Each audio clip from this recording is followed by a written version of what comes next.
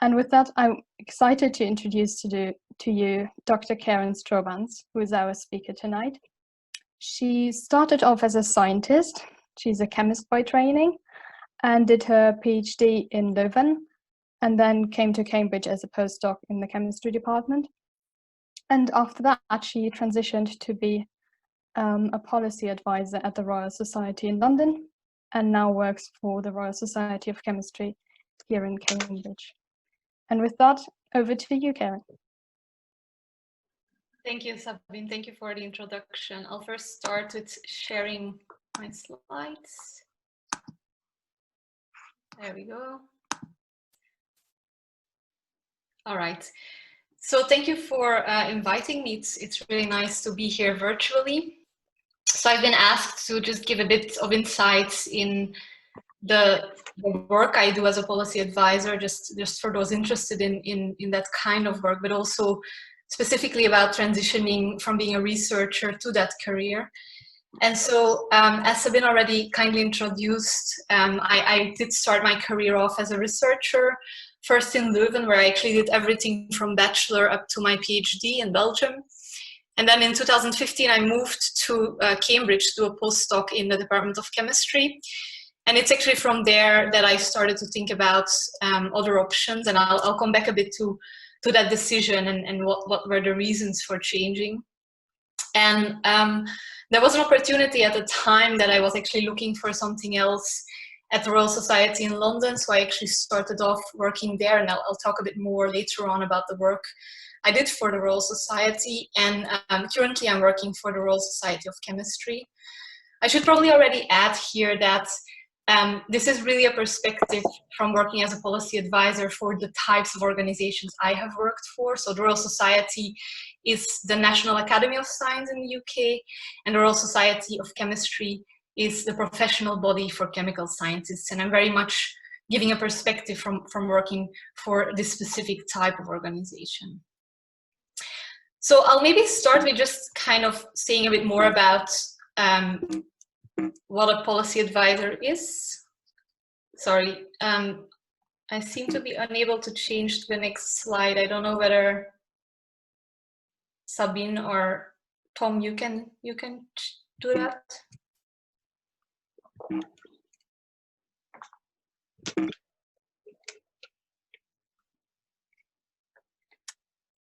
No.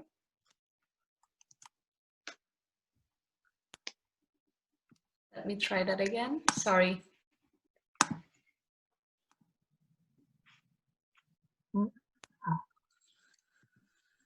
There we are.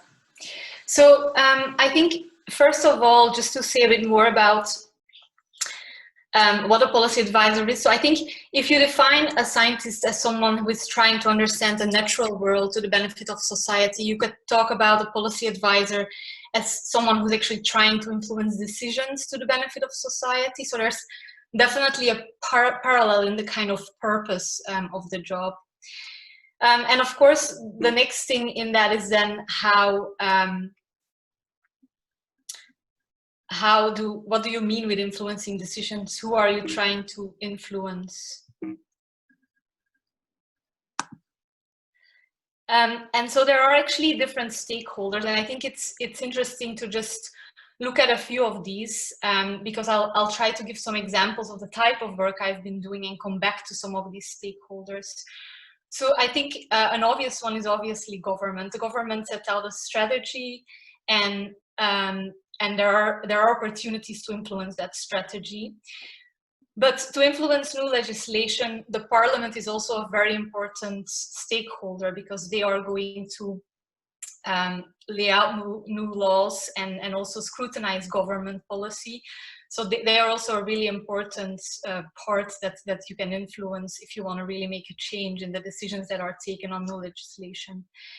And then there are actually also a whole other range of organizations and actually people as well surrounding those two. So there are what is often referred to as arm's length bodies, which are sometimes government agencies, but it can also be For example, research funders who operate in collaboration with the government. They have independence, but they often use government budgets to implement certain strategies, and those can also be really strong stakeholders in change. And then obviously there's public opinion, because members of parliament and ministers are also very much looking at what's going on in the media, what are their constituents asking for, what's the public asking for. So if there are changes in public opinion, this can also be really a driver for change. I wanted to very quickly say something here about government and parliament, because I don't know how well aware everyone is, because the government and parliament I'm working with and I'm trying to influence are the UK government and parliament. And so just to give a very, very quick intermezzo here on what those are. So the UK government is led by the Prime Minister, and the Prime Minister chooses his ministers out of the members of parliament, and runs the government together with those ministers, runs the government departments, the civil service, and also the public services. The government will propose new laws, and very importantly is accountable to parliament. So parliament can really scrutinize and hold the government to account. Important to mention here is that the civil service is really doing a lot of the practical work for government, supporting with everything all the way from the setting out policies and strategies to then the implementation. So they can be a very important part of the circle of influence there. As I said, the government is accountable to Parliament, and so the Parliament exists of the House of Commons, the House of Lords, and the monarch. It represents the people, and it scrutinizes the work of government. It makes and changes laws, and it also checks and approves the government spending. So you can see that, you know, supporting Parliament and parliamentarians in what questions they should ask from government can be very powerful. I also wanted to mention here the select committees, as I'll come back to those later. So both in the House of Commons and the House of Lords, there are committees, so smaller groups of either members of Parliament or Lords, respectively, who work on specific topics. So they can, for example, at the moment, there is a committee in the Commons and a committee in the Lords who are looking at the science behind COVID-19 and the capacity to do that science. And they're really asking questions from ministers as well around the response to COVID. So they really try to hold government to account. So now we kind of are one step further in what it means to be a policy advisor, in the sense that we know who are the kind of types of organizations and people we are actually trying to influence. But I think an important question to also ask is why? Why are we trying to influence decisions? And so starting off here, I think there's different ways of interacting to influence. Many people have heard of the term lobbying, and this is usually has a bit of a negative connotation. And I think the terms that are more used for the type of work that I've been doing and that the organizations that I have worked for are doing is, at the one hand, advocacy, where you're trying to influence decisions for a certain, in the interest of a certain stakeholder group. It's usually still based on evidence from those groups you're trying to advocate for. And very importantly, also knowledge brokering, which is really trying to get the right information on science to people who can use it to make better decisions. So why are these kind of organizations, national academies and learned societies, why are they interested in this kind of work? So if we just go back to their charters and their purpose, for example, the Royal Society's charter says that it promotes and recognizes excellence in science, but also that it encourages the use of science for the benefit of humanity. And this includes the use of science to inform policy. The Royal Society of Chemistry has a general purpose to advance the chemical sciences and its application, but this also includes influencing decision makers in areas that impact on the chemical sciences or on chemical scientists, and also to connect chemical science with the wider world. And this includes connecting chemical science with decision making.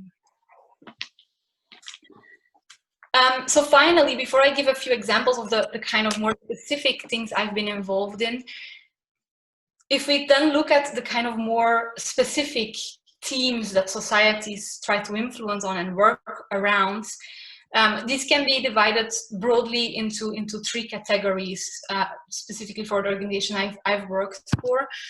The first one being research policy, which, as I already alluded to, is this policy that impacts on research and researchers. So these are things like inclusion and diversity, research funding, open access.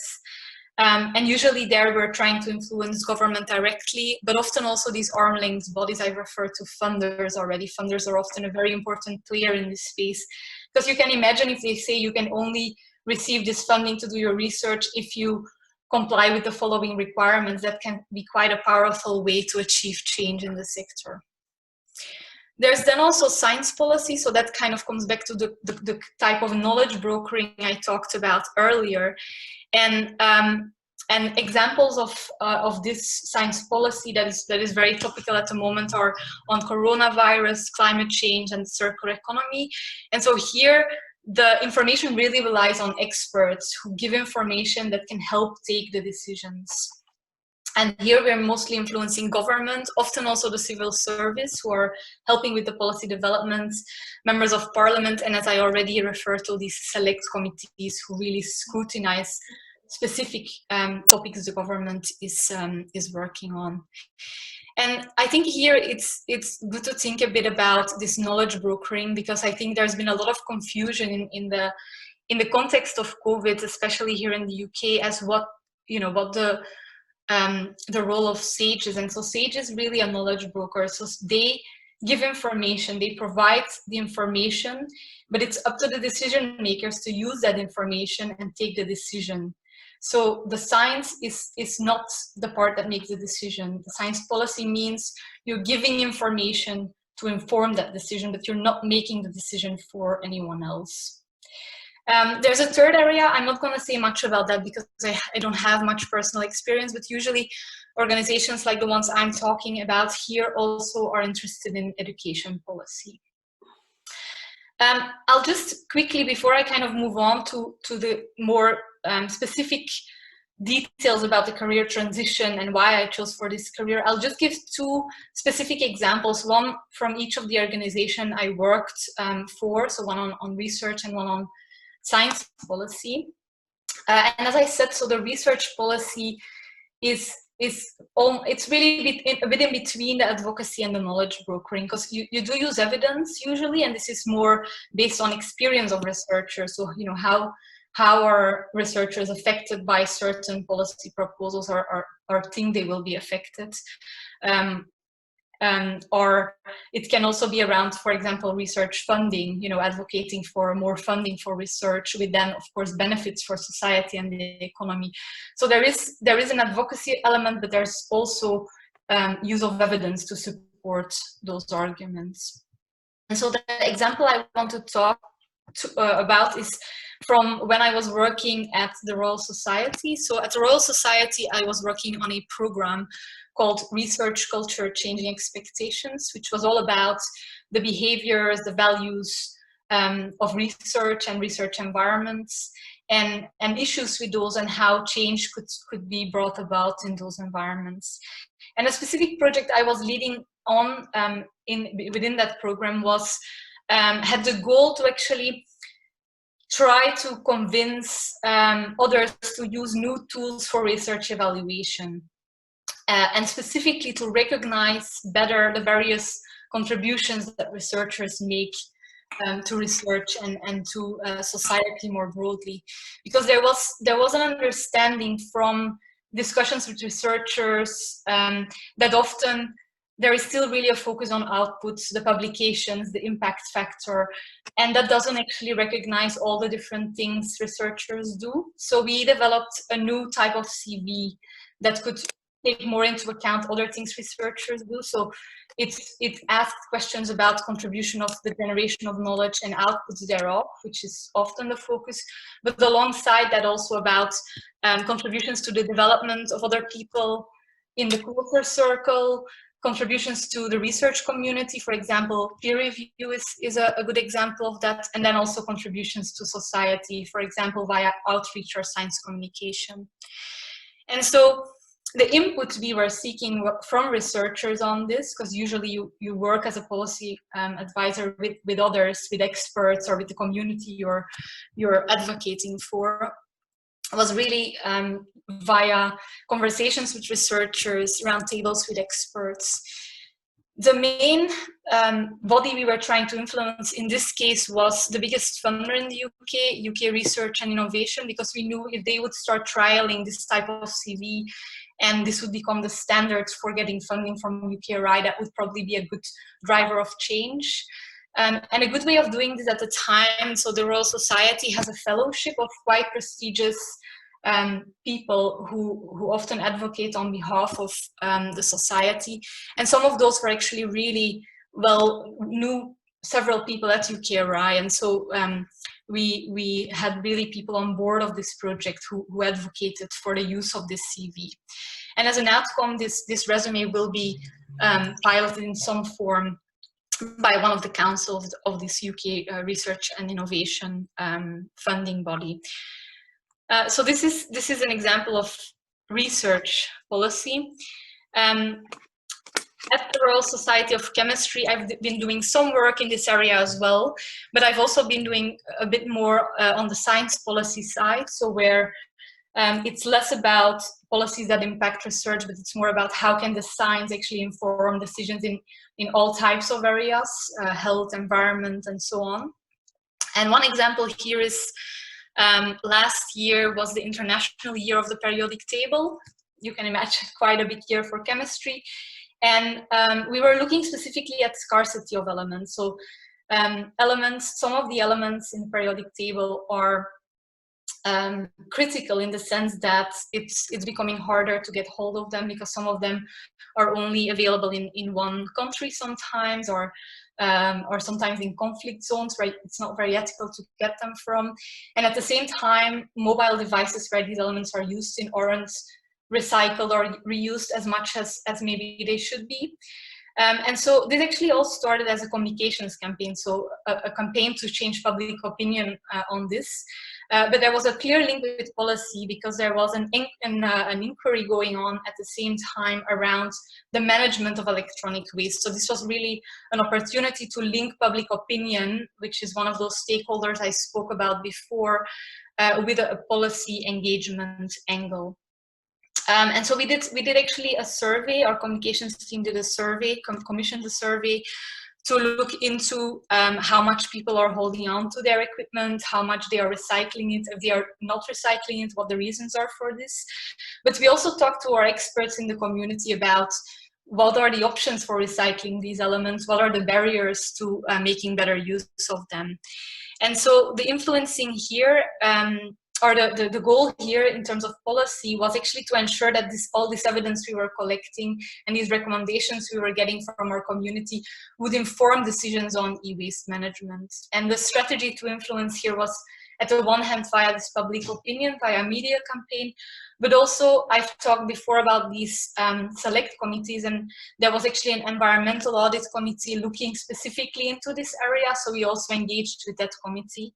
And the outcome so far has been that we've been able to present this evidence in person to this committee. So we'll have to kind of follow up what that means in terms of whether we've really influenced those policies in the future.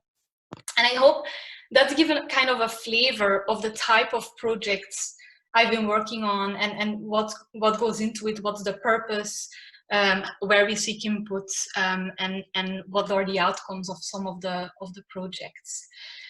So what does it take to do this job?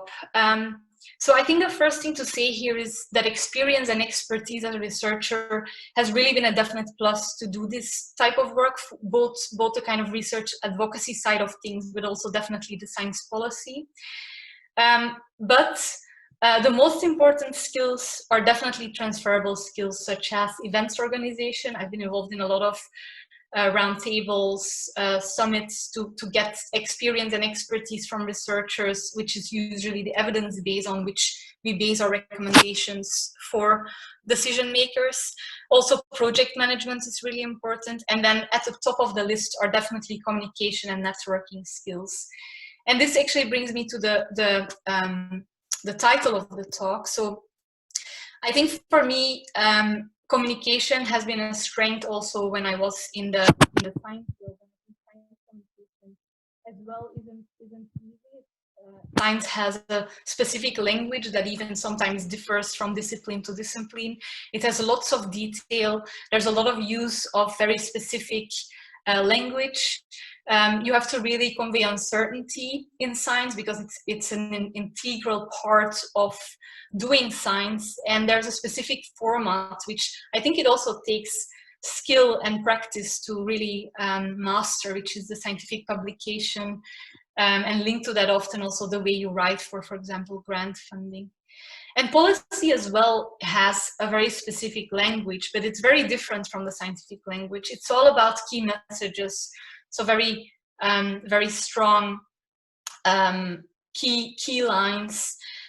You need to really avoid the jargon that's used in science very often, because especially, for example, members of parliament, they're usually not experts, often don't have a strong background in science, so you need to explain things in a way that they can understand easily. Also, policy decisions need to be decisive, so even if there's uncertainty, it's important to think about how to express that. And whereas the scientific paper can be quite a dense document, the one-pager and the kind of quick note, the 1-minute pitch is the kind of the format used in policy. And I think often as a policy advisor, your role is really to bridge these two languages, because you have to talk to the scientists to understand what the problems and the solutions are, but you have to then convey these in a language that policy makers understand. And I think there's really the most difficult thing I think is around is uncertainty versus decisiveness. And a good example of that is, for example, what happened with the stories around climate change. So whereas there was definite certainty that climate change is happening, there was a lot of uncertainty about specific results pointing in that direction. And it's really hard to convey that message clearly. So I think it's really important to weigh off where you have to express that uncertainty and where it can actually lead to confusion, and take good decisions in the writing on how you convey those messages. I think that's really part of the art of doing this translation in an effective and an efficient way. So I've talked a bit about language already, so it's important to be able to cater your language to different audiences. I think policy writing, there's also really an art to it. I already said, it's not easy to write a good scientific paper, but I think equally it's not that easy to write a good policy document. I sometimes give workshops on policy writing, and I often refer to the reverse publication model, because where usually in a scientific paper your conclusions are at the end, in a policy briefing the conclusions is really the starting point, and it's the first thing you mention. So the art of that policy writing is usually specific recommendations, being as specific as possible in your advice, combined with compelling evidence. A good graph, a good quote can really be convincing. So it's really about picking that good compelling evidence to get your message across, rather than giving all the detail. But of course, the language and the recommendations and the documents in itself, they don't affect change unless they are presented to the people who can make that change and who can advocate for those recommendations. So the other end, I already mentioned this, are the networking skills. It's very important to build relationships with the people who can actually take on these recommendations, and to build respectful relationships, because I think often there's a frustration from scientists that their science isn't heard, or it's not taken on board. But I think there needs to be a realization that the science is one element of information, alongside economic pressures, alongside ideological drivers, and a decision maker needs to take all these on board and take a decision not just based on the science, but informed by the science alongside other elements. And I think there needs to be respect in the fact that that's not an easy job, and the person who makes the decision is an expert also in something. I think I can imagine there is some doubt sometimes around that in the current political environment, but usually there needs to be this recognition of mutual respect from the person who gives the advice and the one who then takes it on board and uses it to make a decision. And finally, often it's really good to start from an approach that I call the give and take approach. So in some of the projects that I'm working on, we are working very closely with the civil service, and there are really cases where they need specific advice on certain topics, but we also have a specific message we want to get across. And it's much easier to get that message across and heard and say it's important to you when you're also helping them with something they specifically need advice on. So that's what I kind of refer to as this give and take approach.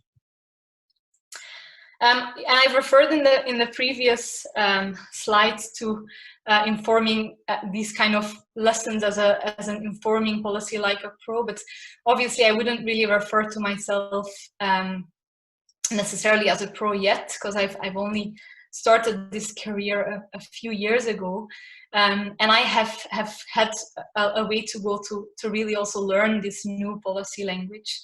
So I just wanted to quickly take you through the steps I took, and I want to actually start with saying that before April 2018 I already applied for a few positions as policy advisor, but I was unsuccessful, and I'll come back to that a bit later. I then applied in April 2018 for an internship at the Science Policy Center of the Royal Society, and so that's where I started my career in policy. I stayed a bit longer after the internship ended just to finish the research culture program, and then I moved on to become a policy advisor at the Royal Society of Chemistry. And actually currently I'm moving into a new role to lead a science policy unit for the Royal Society of Chemistry. We're a bit in delay with the coronavirus crisis, which has taken a bit of my time to spend on coordinating work on our organizational response to COVID. But now that's kind of slowing down, and I'm getting in a position to start that new role. Maybe also to say, actually, before getting the policy advisor role at the Royal Society of Chemistry, I did also apply for several other jobs, so it did take a bit of persistence to get there. And I'll also inform a bit more about other things that could have helped me actually to get there maybe a bit faster. But first, so why did I choose to enter in this space of science policy? So there's a few reasons, and I think the most important one is that I felt the purpose of this work is really eventually to benefit society, which I think is very similar to a career in research, and something that was quite important to me. Also, I knew that this would be a career where I would have the ability to continue to rely on the experience and the expertise I had built as a researcher, which was also quite important for me. I also thought it would give me the opportunity to further develop some of my skills in communication and networking.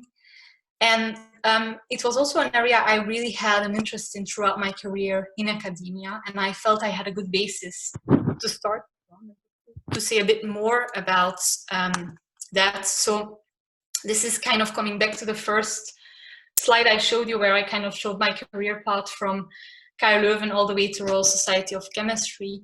But alongside my formal job engagement, I've always also been involved in some, let's say, extracurricular activities. So during my student time, my PhD, I was a student representative and a PhD representative at the university. So I was part of the faculty, the departmental council, to advocate for the interests of chemistry students.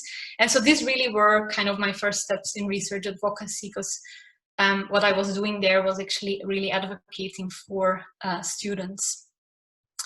And then also in Cambridge, as soon as I arrived almost, I joined Cambridge University Science and Policy Exchange, which is an organization that is trying to bring staff and students in the university here closer to the science policy world.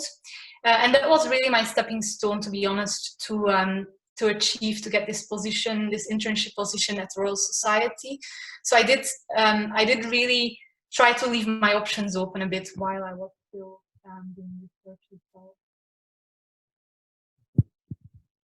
Of course, the flip side of why science policies, why not academia, why did I think of leaving? So I think there were, again, a few reasons. I was starting to feel a bit frustrated because I felt I wasn't finding the time to fully develop some of my skills that were not strictly related to research. In particular, I was really strong in science communication and in the networking aspects, and I felt those weren't recognized as much as maybe some other aspects of the academic life. I also at some point felt I was kind of reaching a ceiling in my current position, but at the same time not really ready to move to the next academic position. So I kind of felt a bit trapped as well. And I felt, the best way to kind of change here is to really go in another direction. I also experienced a bit of a decrease in motivation to go into the lab, and an increased interest at the same time in the communication aspects of my job. And I think most importantly, I suddenly felt this desire to work more with people and less with samples. And I think that was kind of the tipping point when I was starting to realize that was the case. And so then I decided to try and find a position in science policy and make that transition. And from the experience of doing that, there's definitely a few things I would do the same if I would do it over, but also a few things I would do differently. In terms of the things that I would definitely do again, so when I realized I wanted to change, I did spend some time during my postdoc, and I was self-funded, so I had my own funding, on personal development. So I was spending some time every week on CUSPE because I knew this could probably help me to get the next opportunity. And it's definitely something I would do again because it really has enabled me to take really control of my career. I also sought career advice at the career service here in Cambridge, which was really helpful. It really helped me to make the transition. And also going to an internship, I had to take quite a big cut in my salary. And I was fortunate to be in a position to be able to do that. I realized that, but it's also something I would do again if I would be in the same position. There's also a few things I would definitely do differently. So I was actually at the postdoc level when I transitioned, and I started at an intern level. And that is something I would not do again. I would probably aim higher because I very quickly realized I had really the right transferable skills to do the job. What I didn't have is the experience of how to formulate a CV and a motivation letter in the right way to express those.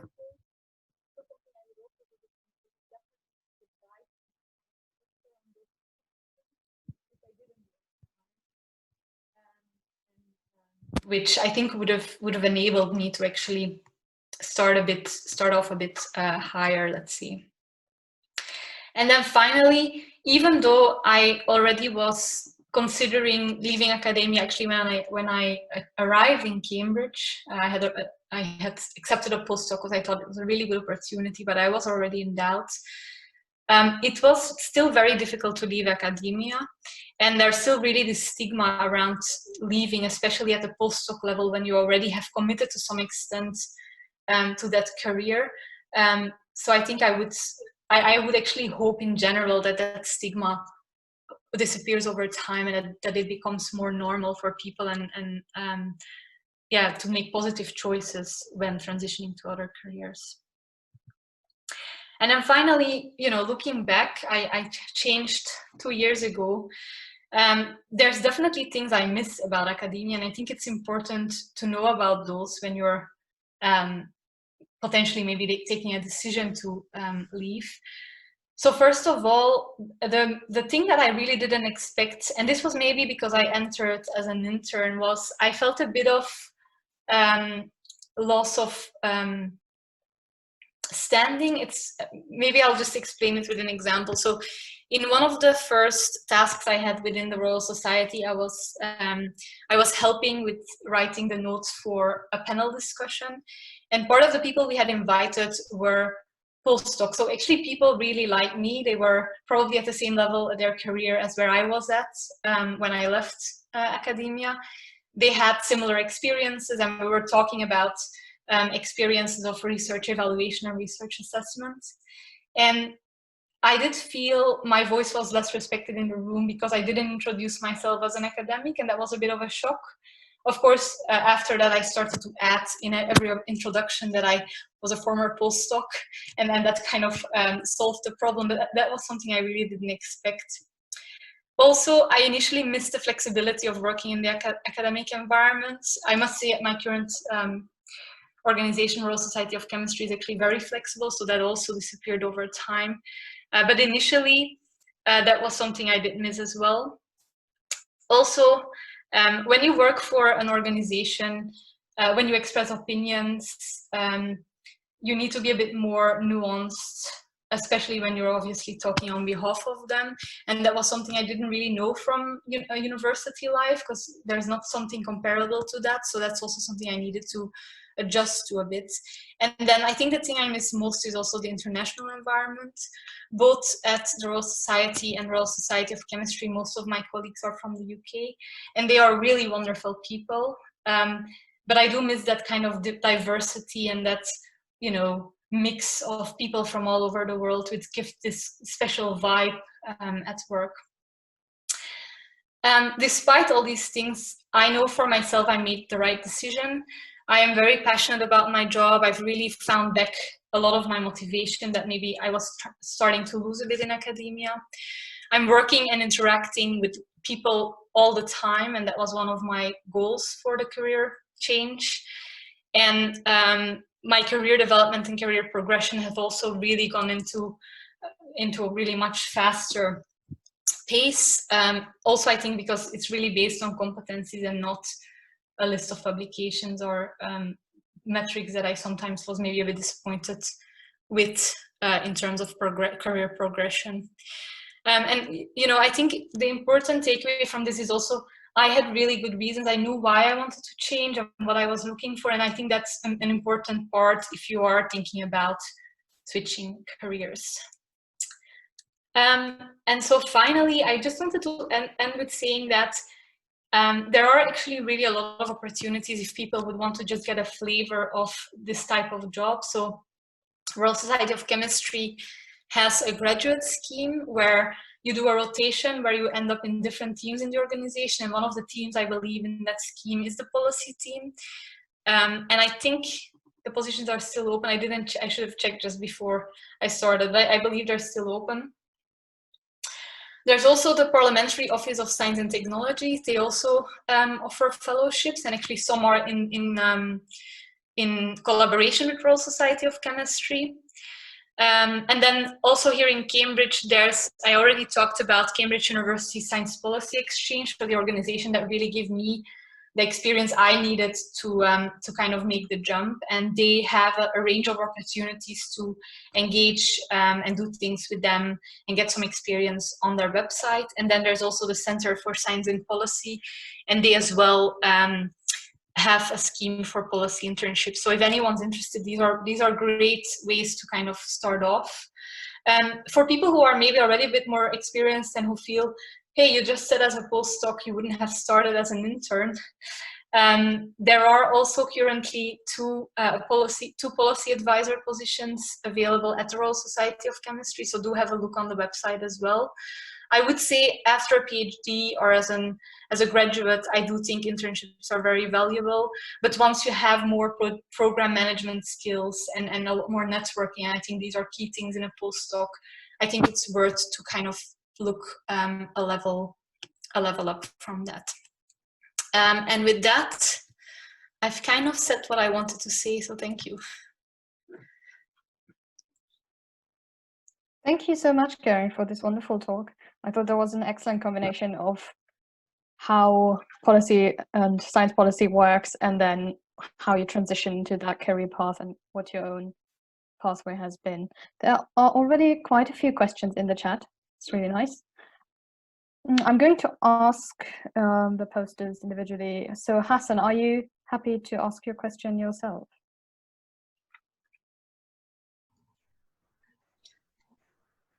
Hi, Karen. My name is Hassan. I'm a PhD student at Kent State University, Ohio.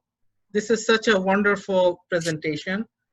I'm currently doing my dissertation that focuses on global crises and how that impacts internal and external immigration policies and marginalized communities, climate migrants, and refugees and asylum seekers. So when I was listening to a presentation, so many pieces are connecting with my thought process and my research framework.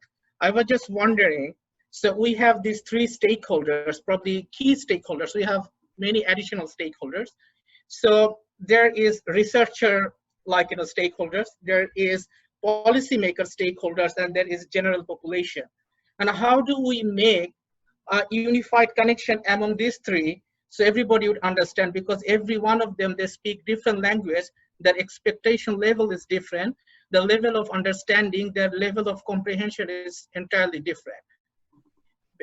Just for example, policymakers would appreciate a one-page executive summary, bullet points and 2 graphs. That's it.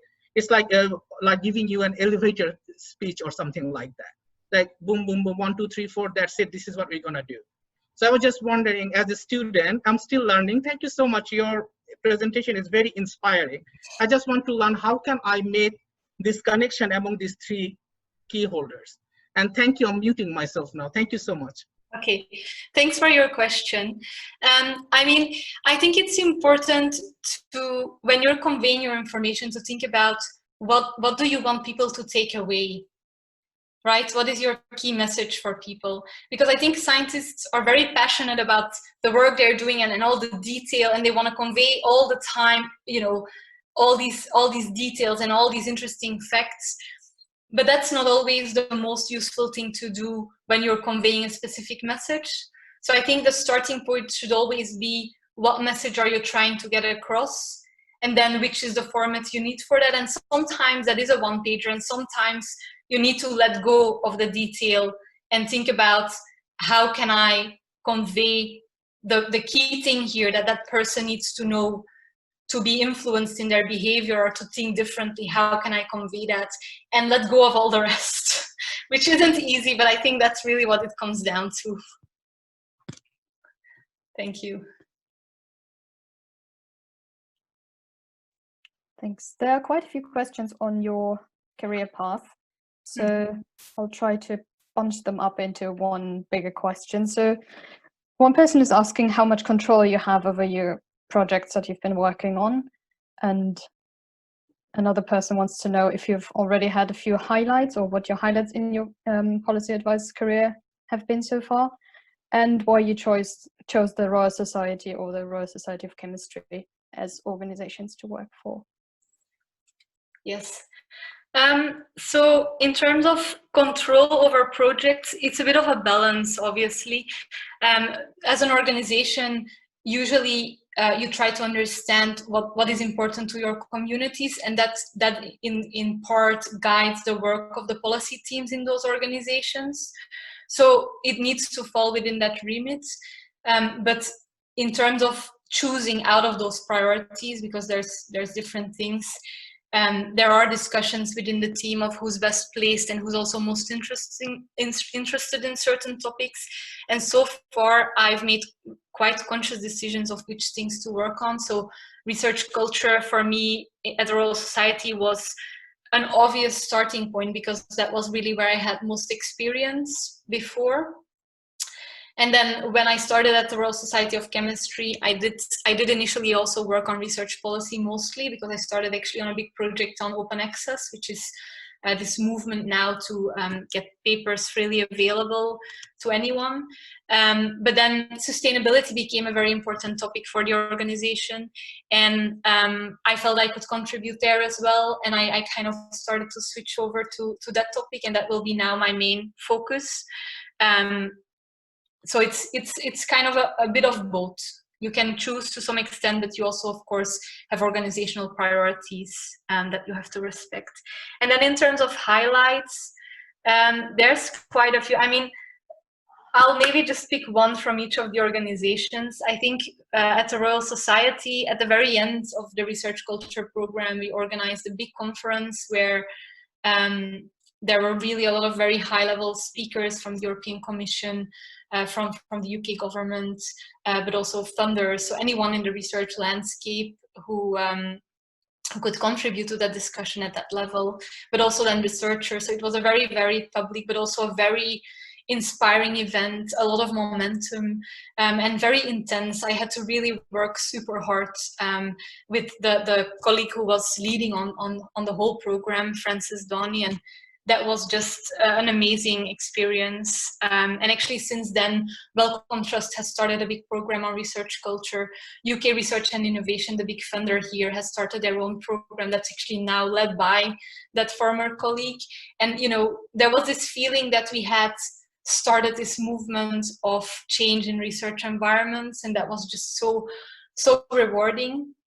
And then at the Royal Society of Chemistry, I think one of the highlights was definitely, I was actually one of the experts on a panel debate on open access, where our goal was really to bring researchers' voice into that debate, because in the beginning it was mostly publishers and funders who were talking about it. And there, you know, you could feel researchers were so happy to be able to express their views on that. So that was definitely also a highlight. And I think with that, I'll just leave some more time for other questions. Great, thank you. Solange Rakia had a question. Could I hand over to you? Hi, yeah, my name's Rakia. I'm a master's student at UCL at the moment, and have taken quite a lot of modules, or worked with the people at the Science, Technology, Engineering and Public Policy Department. And I was just wondering, as someone who has worked as a policy advisor, how you feel that role is changing in relation to the creation of public policy, especially with what we're seeing with the kind of COVID-19 example, where policy advisors no longer seem to be kind of the arm's length honest brokers that are depicted as kind of an ideal role for advisors. It definitely feels like it's changing. And just wondering, you know, from an internal perspective, how advisors feel about that. And especially what we've seen with COVID-19, with Patrick Vallance and Chris Whitty being so central to the way policy is being made and being given such a platform. It kind of doesn't feel like they're honest brokers anymore. But yeah, just wanted to hear your perspective. So, I mean, there's definitely actually quite a few studies that are being conducted at the moment to look at how science is perceived in this context, in kind of informing the decision makers. And there's definitely, science is definitely taking a bit of a hit in terms of the trust it's getting. And I think that is really that has a lot to do, I think, with how things have been communicated. So I think I've already pointed out in the talk a bit earlier that knowledge brokering means indeed delivering the information, but it doesn't mean taking the decision. It is still someone else who takes the decision. And I think sometimes in the media it's been pictured, or actually even by some of the policy makers, it's been pictured as if the science is taking the decision. And I think that's the wrong message. And that is giving a bit of a negative image now that isn't real, I would say. On the role of policy advisors, I do think this role is becoming more important, in the sense that I think there's an important function of scientists to advise, and this will just become more important to inform policy decisions. But there's a bit of an art to make sure the science is communicated in a way that conveys the right message. So I do think this kind of function between the scientists and the policymaker is an important one, and might actually increase in importance. And I mean, I've already talked a bit about this resume of researchers that we were working out on, and part of the intention there was think a bit more also about what are the different things researchers do, but also could they pay more attention to certain aspects of their role in certain times in their career? Because at the moment, everyone seems to be in very, very similar career paths. And I'm sometimes, if I imagine the ideal future for research groups, it would be groups where there is actually an internal policy advisor who knows the research of the group very well, but who can really be that translator to convey the right messages to a policy landscape. And I think if you would have in every big research group a person just focusing on that, in times like this, it would be much easier to get the right information across. So those are just a few thoughts popping in immediately on current situation, but also maybe a kind of a vision for the future on this. Thank you. We have another question by Marina van der Berg. Is that okay if you want to ask your question yourself? Yes.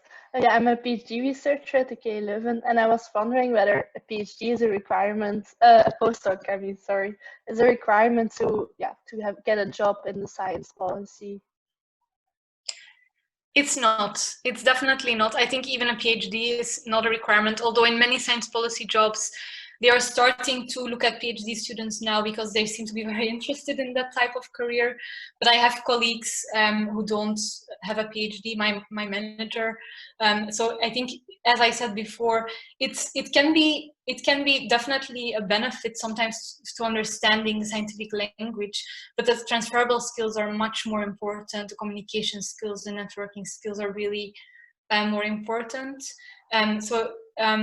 If I would do it over, maybe I also wouldn't do a postdoc even, and I would have changed immediately after the PhD. That being said, I have no regrets because during my postdoc, I met my partner, I bought a house. You know, there were a lot of other areas that moved forward in my life. So that's the reason I didn't include that actually in things I would do differently, but it's definitely not a requirement. Okay, thank you. Do you have any other tips and tricks in how to transition from being a PhD or postdoc to being a policy advisor? I would say start thinking about your skills in a different way than what is presented in an academic CV. A list of publication, a list of awards, and a list of your education is really useless when you apply for a job in well, maybe any other sector than academia. You need to be able to convey, you know, what projects you worked on, what's the difference you've made, what are the competencies you have, what are examples of a time when you made a new collaboration or you conveyed a message very clearly to a non-expert audience. You know, it's about examples of things you've done. It's not about lists and numbers. So I think starting to look at your skills differently will really help you to make that transition. I already said, you know, I started actually applying for jobs before I had the internship, and I applied for several jobs before I got the policy advisor position. And I think the only thing that could help me to do that faster was to know better how to talk about those skills and competencies differently, because I did have them. I just didn't have the understanding yet of how to talk about them in the right way to convey those messages. Thank you. Yeah, that sounds really reasonable, but hard to do sometimes. There's a question from Henriette. Shall I just go ahead and ask the question myself? Yeah. Okay, Karen, thanks very much for a really interesting talk. You spoke earlier in your talk about the different languages that scientists and maybe politicians use. So scientists are interested in getting the detail exactly right, and politicians may need clear, short messages with very little detail. And do you think that this is partly why scientists may have been in a slightly negative light recently? Because especially around the coronavirus, actually, I'm pretty sure that most scientists that are asked to say anything about this feel that they don't have enough detail. And still there has to been this situation where politicians want to say that they are giving advice that is evidence-based. Yeah, I mean, I think it's an interesting question, and I think it's mostly about transparency. I think we need to be really honest about where the decision is really based on evidence and where we are making the best decision we can with the evidence we have. which just sometimes means not a lot. So I think it's more about being more transparent. I think you're right in saying that sometimes now there was this picture held up of we have the evidence to say this, where maybe it wasn't always there. And I think it's more about having the courage to be honest about where we have the evidence to take a decision and where we maybe don't have it. So I think the key to making that more understandable and making people used to the fact that this is sometimes how science works is to be honest and transparent about it. So people get used to messages where we have to say, you know, we don't have the answers yet, but with what we have, this is the best decision we can take at the moment. Okay, thank you. All right. Great, thank you. I think with that we're coming to a close here. Thank you again very, very much, Karen, for joining us in this series of events. That was really an excellent addition to our series. I was happy to be here. Thank you. So again, next week we're having poetry and engineering with two of our own postdocs. And the recording will be available, as has been asked in the chat several times. It will be on YouTube, and I think it will also be on the website and maybe circulated through an email to college members. So you will be able to view it, share it. Yeah. So thank you again for attending tonight, and have a great week. Bye-bye. Bye.